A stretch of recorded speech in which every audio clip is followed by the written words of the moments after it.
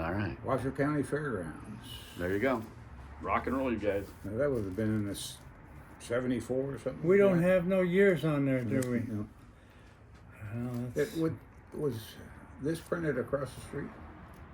I had the Carson Morrison did the color work for me. My equipment couldn't do that, so Carson Morris printed all that stuff.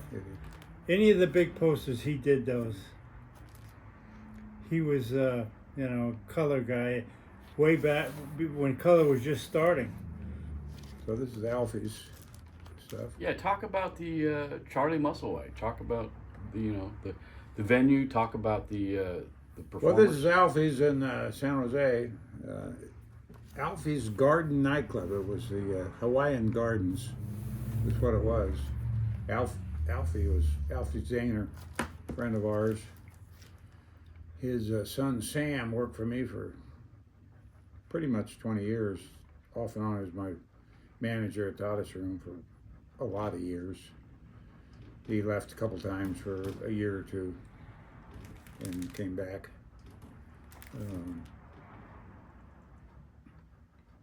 Anyway, that Alfie's was a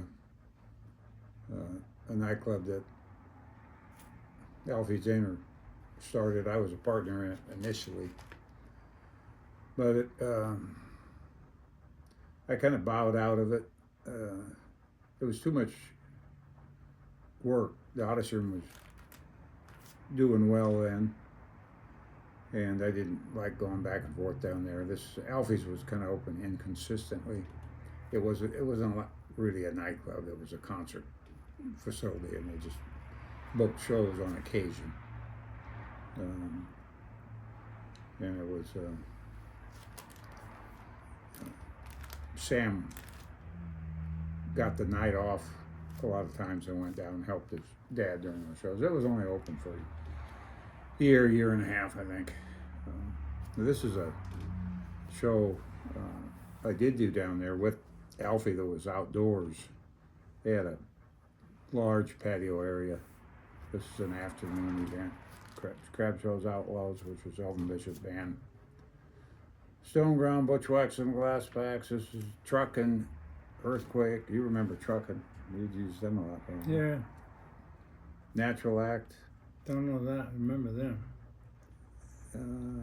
Members of It's a Beautiful Day and Frank Zappa band. That's an interesting combo. You must have forgot about them because we used them in some of our concerts. Did we? Opening act, yeah. Natural Act. And I'm thinking that you brought them on board, sort of, but I might be wrong. Talk about. Well, this is interesting. Fat City featuring Sandy McGee from Cold Blood. I forgot that name. They had a name for that, but Sandy McGee was the original drummer from Cold Blood. Not the original, but I think when they got he was in there. the recording, and he died early. Yeah, he died. He died in his early 30s, I think. Cancer. All drummers all die except for Gene Pardue was the only drummer that stayed alive.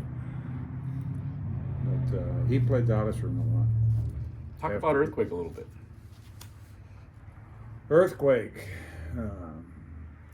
Go ahead, Bill. Earthquake played the Odyssey Room a lot. We used them.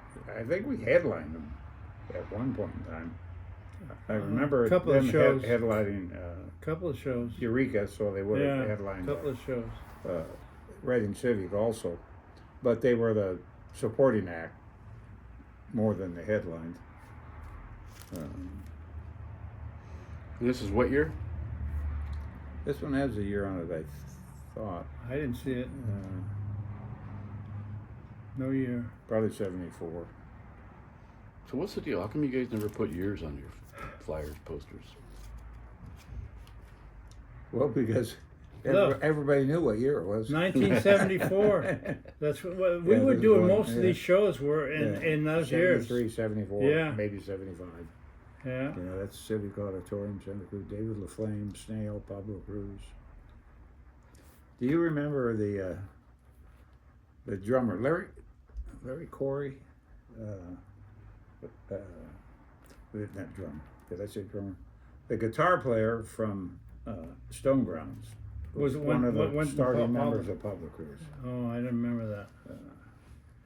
Larry Coryell. I always liked David LaFlame. He was a really nice Yeah, guy. David LaFlame's got Parkinson's now. I can't play anymore. Oh, darn. And that, you have to have hand movement playing a rock fiddle. That's a. Well, because I guess you have to have hand movement play any instrument. Okay, let's pause there just a sec. I'm gonna start it. That's a good spot. Good job, guys. This is good tempo.